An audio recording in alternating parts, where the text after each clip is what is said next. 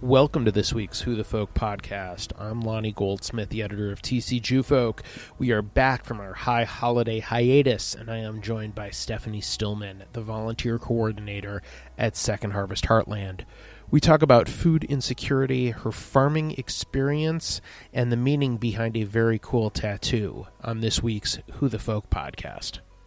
Stephanie Stillman, welcome to this week's Who the Folk podcast. Thanks for joining us. Thanks for having me. So we are here at Second Harvest Heartland, where you are the volunteer coordinator. That's correct. Tell me about what you do at Second Harvest Heartland, for starters, and then a little bit more about, for those who don't know, what the organization does.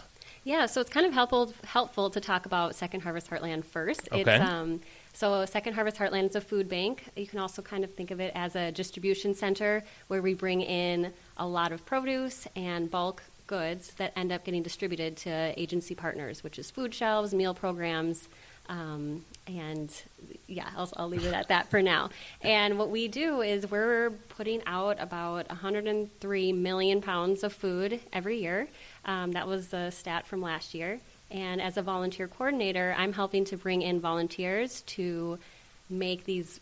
Let's see, we get 1,000 pounds of potatoes in, and we need to break that down into a 2 to 3 pound bag of potatoes, so that when they're given to the food shelf, people who are coming to get the food can get like a grocery size style rather than bulk. Yeah.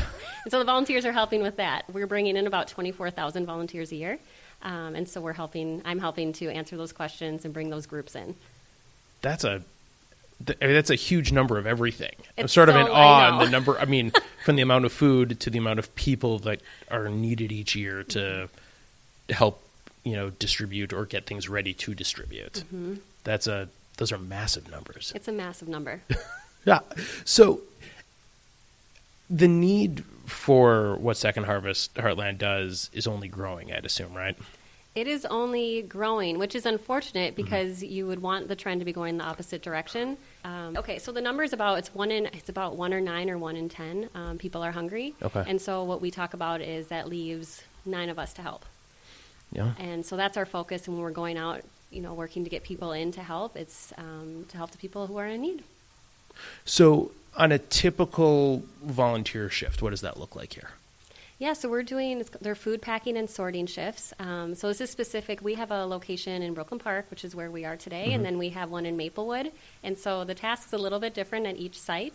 But for the most part, it's food packing and sorting, which means that we're bringing in, 1,000-pound crate of potatoes or onions or carrots. And then the volunteers are helping to sort through good and bad produce, pack it up into family-size packages, and that's the work of the day. So how many different food banks are there in the Twin Cities that you help distribute to? And are there other organizations like yours doing the same thing? That's a great question. And I don't have the exact number of food shelves, but the number we have is we are working with 1,000 agency partners in programs. And so that means that we have food shelves that we're working with, but we're also working with specific meal programs, different school programs. And so that list is extensive. So you're working with helping to distribute to schools also then? It depends on the meal program. Okay. But like in the summertime, we have, filling the gap. Mm-hmm. And so we have different departments at Second Harvest Heartland who have a focus on a different area. So I don't know how in-depth I'll be able to go No, into that's about okay. that part. But I know, like, myself having school-age kids, like, you hear the stories about how dependent so many people are in the community on school lunches and the meals that are available at school, that when summer comes, that's the gap that Second Harvest is helping to fill. Correct. Then. That is correct. Yep. And then we also have a different program called Food RX, and so that's working with different medical clinics to help tailor boxes to somebody's needs who wouldn't maybe not be able to afford that food otherwise. And so those are being specifically tailored not only to a health need, but also cultural. So we're spreading out into different types of boxes that a client could choose.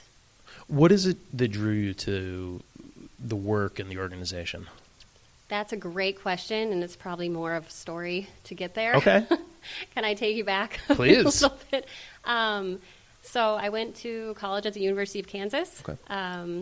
For probably no other reason than my sisters went there before me, and it felt like the right choice at the time. Okay. But while I was there, I majored in anthropology, And I liked that because there's such a variety. You don't really have to choose what you're majoring in, it felt like. You got to take a little biology, cultural. Sure. But I took one class called Meat and Drink in America, which was fascinating to me. And we, I think it was the final paper. You had to choose what you want to research. And I researched the kosher meat industry. Oh. Which I didn't know much about. Okay. But I think it was just a few years prior. So this was in, I think, like 2009 that I was writing this. Okay. And a few years before that, there was a big scandal with a kosher meat packing industry. In Iowa. Processors. Yep. Mm-hmm. Yep. And so that's what I ended up researching. And what my paper turned into was the trust that we have of a label and how crazy that was to me, where, you know, there are really strict guidelines of what can make something kosher, and we trust that. Mm-hmm. So if you go into the store and you see that stamp of approval, you're trusting that it has been approved. So I thought this scandal was just fascinating to expanding that just beyond kosher of just everything that is labeled. We trust it. We just trust what's on the label in the package. Organic. Organic is organic, whatever that means. Yep. Kosher is kosher. Vegetarian, vegan. All of them. Yeah, and we just trust it. But I wanted to peel back the curtain a little bit. And so after college, I found my way to an urban farm in California, Urban Adamah, which they are a Jewish-centered, well, I would say they're a Jewish-focused, it's urban agriculture with a Jewish focus. Okay. And so I got to learn more about growing my own food in an urban environment. I also learned more about the social inequity around food, the impact that big farms have on the environment. Mm-hmm. So I was learning about sustainability in terms of food, environment, religion as well with that. And I loved growing food. So how I got to Second Harvest is basically I have a passion for food and environment, and Second Harvest ended up being a great fit for me just to continue that type of work. I know that was like I jumped. So many years. Questions out of that story. That's fantastic. I know. That's really cool, though. So the Jewish aspect of it. Yeah. How did the farming sort of affect how you looked at your own view of Judaism, sort of before and after? Yeah, I never thought about, prior to doing Urban Adamah, I didn't think about historically that Jews were farmers. Okay. And there are books on how the holidays relate to the land, Mm-hmm. or even when you look at our Jewish calendar, it's related to the lunar cycle and how ingrained we are with nature. And so that kind of sung to me in a way where I don't consider myself a religious person. I consider myself a cultural Jewish person. Okay. I do Shabbat every Friday with my family. But yeah, to find that connection that would be almost innate in me, like a connection to the earth, was really exciting. That's awesome. That's very cool. That is a great sort of winding road to hear. Going back to the paper you wrote, though. Yeah. So what was the end takeaway? Well, the end takeaway, and I have tried to follow up on this now, but what I had found at the time is that there was a new kosher stamp being created that considered animal welfare, employee welfare, besides just how the animal was slaughtered. Mm-hmm. And so that was going to be a stamp that could be used, that you could trust. Okay. And it was like looking behind the stamp on this, there was a website of just all the different requirements that you'd need to get this stamp. And it was beyond just a standard kosher stamp. So it's about the ethics behind the food, not just the food. Yeah, absolutely. Absolutely. And I don't know if that ever came to fruition. When I've checked back in, I don't know if I'd have to look up what the name of this one was. Okay. But that's okay. Yeah. So as you've sort of gone on this winding journey of sort of food and ethics and Judaism and your relationship to all of it, have you seen your Judaism evolve as you've settled in here at Second Harvest, and sort of how the religion fits with what you're doing here in the mission of the organization? That's a great question. I would have to say that's not something that I think about consciously. But what I do know is there are not many Jewish people that work here. So I almost feel that I have to represent the Jewish community in a certain way. which is also not something that I would choose necessarily to do. Okay. I have values of being a kind person, generous with my time and my energy, listening, and all of these things not only do I feel are just me as a person, but it's also reflected as me as a Jewish person. So I don't know if I have the answer to how religion plays in, but yeah. If people are interested in volunteering, how here at Second Harvest Heartland, how do they go about it? Is there age restrictions? Because I know a lot of listeners have kids. How can people get involved? Yeah, the great thing is that we try to make this as family-friendly as possible. The minimum age to volunteer at our Brooklyn Park location is 8 years old. We have a lot of families that come. We have an online calendar at our website, which is 2 harvest.org. And you could go to 2harvest.org/volunteer to get all of the resources that you would need. We can accept an individual to come all the way to a group of 100. That's a lot of people. It is a lot of people. It's a lot of fun. I'm looking at the warehouse. It's a big warehouse, so I'm sure there's plenty of places you can find people to do something here. It is, and people come here for team building, for family events. Even birthday parties is something that I've seen a bigger trend toward as well. Oh, that's very cool. And I want to include that if food packing isn't your thing, we also have other volunteer opportunities where people can deliver groceries to homebound seniors. They can help out at a fresh produce distribution site, or we even have office volunteers. So again, on our website, there's all those opportunities listed. So one of the things I noticed, you said there's a story behind, you have a Hebrew tattoo. I do, on yes. Your finger. What does it say? Because I didn't get enough of a glimpse to read it, but... Yeah, the tattoo says, L'chaim velo lemavet, Okay. to life and not to death.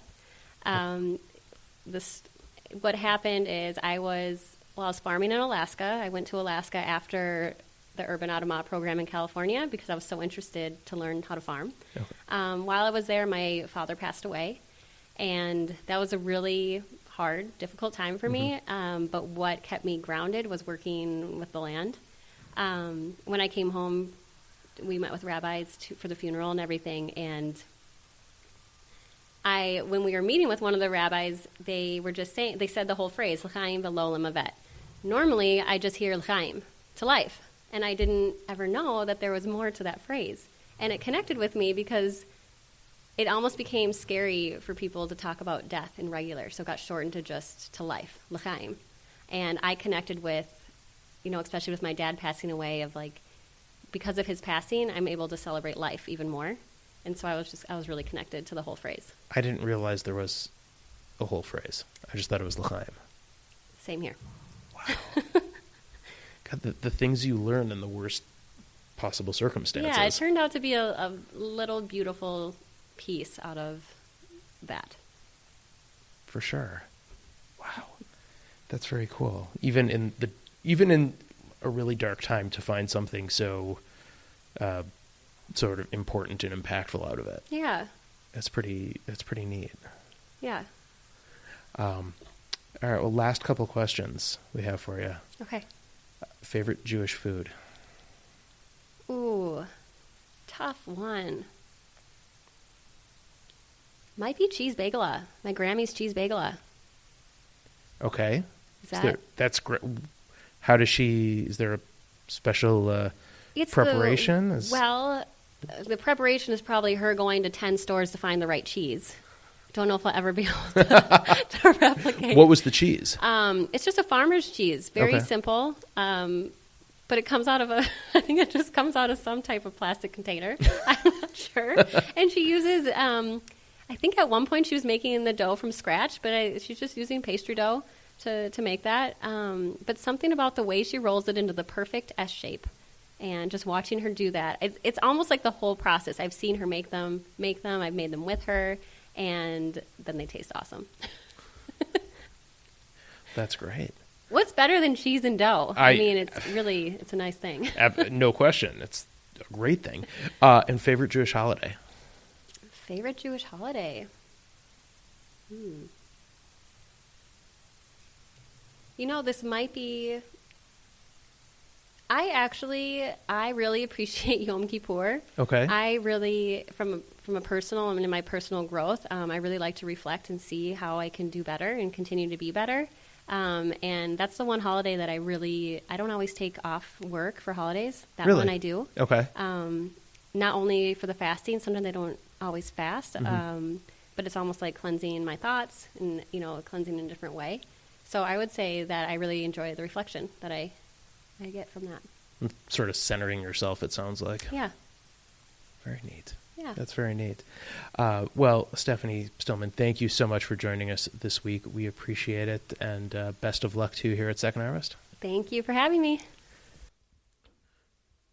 The Who the Folk podcast is a product of Jew Folk Inc. If you haven't yet, please subscribe, rate, and review the show. If you have a suggestion of someone who should be on the show, please email me at editor@tcjewfolk.com.